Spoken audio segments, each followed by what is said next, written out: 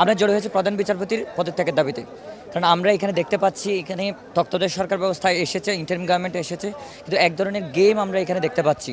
এখানে এই প্রধান বিচারপতি কে? প্রধান বিচারপতি কার দ্বারা নিয়োগপ্রাপ্ত? প্রধানমন্ত্রী শেখ হাসিনা দ্বারা নিয়োগপ্রাপ্ত। তাইলে আমরা তো তাকে পতন ঘটাইছি, তার পদত্যাগ ঘটাইছি, কিন্তু আমরা এখন তার অধীনে যারা যারা ছিলেন, যারা যারা এই যে অরাজক অবস্থার যারা যারা সৃষ্টি করেছিলেন, যারা আমাদের বুকে গুলি চালিয়েছিলেন এবং যারা এই গুলি চালানোকে যারা বৈধতা দিয়েছিলেন, তাদের আমরা পদত্যাগের দাবিতে এসেছি। এখানে আমাদের স্পষ্ট দাবি, আজকে আমরা যেটা করেছিলাম, এক দফা এক দাবি, বিচারপতি কবে যাবি, আমরা সেটা করেছিলাম এবং তিনি পদত্যাগ করতে বাধ্য হলেন। আমরা একটু পরে জানতে পারবো ফাইনাল ডিসিশন কি। এই শুনলাম উনি পদত্যাগের সিদ্ধান্ত নিয়েছেন, ফলে আমাদের একটা ছোটোখাটো একটা বিজয় হয়েছে। আমরা ঢাকা বিশ্ববিদ্যালয় সহ বিভিন্ন বিশ্ববিদ্যালয়ে ভিসিদের পতন ঘটাচ্ছি। আমরা শেখ হাসিনা সরকারের, ফেসিস্ট সরকারের যে একটা সেট আপ, এই সেট আপের বিরুদ্ধে আমরা লড়াই করতেছি। আমাদের লড়াই চলমান যতক্ষণ না পর্যন্ত জনগণের হাতে ক্ষমতা আসতেছে, যতক্ষণ না পর্যন্ত গণতন্ত্র আসতেছে, আমাদের শিক্ষার্থীদের লড়াই চলবে, জনতার লড়াই চলবে, কৃষক শ্রমিকের লড়াই চলবে। না, অ্যাকচুয়ালি আপনারা জানেন যে ফ্যাসিবাদী সরকারের পতনের পর আমাদের অন্যতম দাবি ছিল যে আমাদের যে অ্যাপিলেট ডিভিশনের যেসব জাস্টিস ছিলেন বা আইনজীবী যারা ছিলেন, তাদের আমরা পদত্যাগ চেয়েছিলাম, কিন্তু তারা এখন পর্যন্ত পদত্যাগ করেন এবং আমরা একটা আলটিমেটাম দিয়েছিলাম। আপনারা এটাও জানেন যে আমাদের বিরুদ্ধে যে অন্যায় রায়গুলো লেখা হয়েছিল, এগুলো তাদের মাধ্যমে সম্পাদিত হয়েছিল। কাজেই তারা ফ্যাসিবাদের দোসরদেরকে শক্তিশালী করতে কাজ করেছে। আমরা অবশ্যই তাদের পদত্যাগ হওয়ার আগ পর্যন্ত আমরা এখানে অবস্থান করব। অলরেডি তাদের কাছ থেকে জানানো হয়েছে তারা পদত্যাগ করবেন।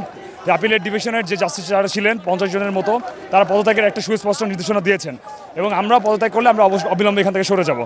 আর অবশ্যই তারা তাদের জায়গা থেকে আমরা বিচার নিশ্চিত করব। যারা আমাদের বিরুদ্ধে অন্যায়, আমাদের ভাইদেরকে অনেকে পঙ্গুত্ব বরণ করেছে, অনেকে বিনা দোষে বিনা কারণে জেল জুলুম নির্যাতনের শিকার হয়েছে, আমরা অবশ্যই এটা নিশ্চিত করব যারা এই কাজের সাথে জড়িত রয়েছে, অ্যাপিলেট ডিভিশন থেকে শুরু করে আইনজীবী পর্যন্ত সবাই যাতে বিচারের আওতায় আনা হয়, আমরা সেটা অবশ্যই নিশ্চিত করব। ধন্যবাদ। রহমান, বিজ্ঞান ও প্রযুক্তি বিশ্ববিদ্যালয় বৈষম্য বিরোধী ছাত্র আন্দোলনের সমন্বয়ক।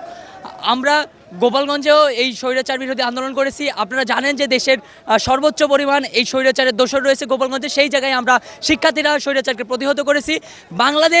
বাংলাদেশের সারা বাংলাদেশের শিক্ষার্থীরা দেখিয়ে দিয়েছে স্বৈরাচারকে কীভাবে প্রতিহত করতে চায়। এখন আমরা দেখিয়ে দিব যে রাষ্ট্রের পুনর্গঠনে বা পুনর্সংস্কারে স্বৈরাচারের যে আস্তানা রয়েছে, বিচার বিভাগ, আইন বিভাগ সহ যত ধরনের বিভাগ আছে, তারা গত 15 বছরের নিজস্ব লোক দিয়ে তারা যে আস্তানাগুলো সাজিয়েছেন, সেটা আমরা ছাত্র সমাজ সেটা প্রতিহত করে তাদেরকে পদত্যাগে আমরা বাধ্য করব। আমরা জানতে পেরেছিলাম যে শেখ হাসিনাকে ফিরিয়ে আনতে এই বিচার বিভাগ বা তাদের স্বৈরাচারপন্থী আইনজীবীগুলো আবারও চেষ্টা চালাচ্ছিলেন একটা ক্রুর মাধ্যমে, জুডিশিয়াল ক্রুর মাধ্যমে তাকে দেশে ফিরিয়ে আনতে চান।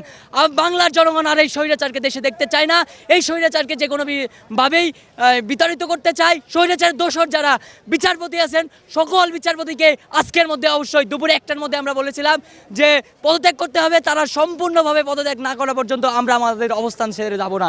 আমরা অবস্থান করব, আমরা আমাদের দাবি আদায় করে ঘরে ফিরব।